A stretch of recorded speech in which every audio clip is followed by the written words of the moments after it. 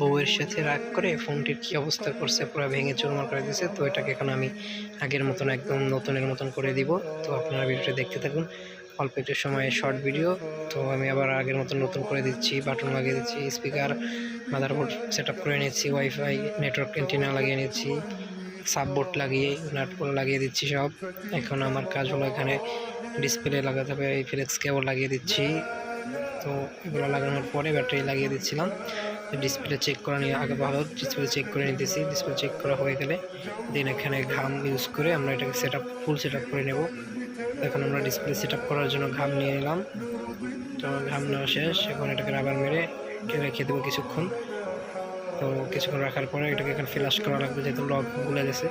ওটাকে আমরা লক দেওয়ার জন্য ফ্ল্যাশ করে নিলাম এবং লকটি রেখে এখন এখানে একটি অ্যাকাউন্ট সেট আপ করে নিলে দ্যাটস এনাফ। সেট পুরো রানিং হয়ে গেছে।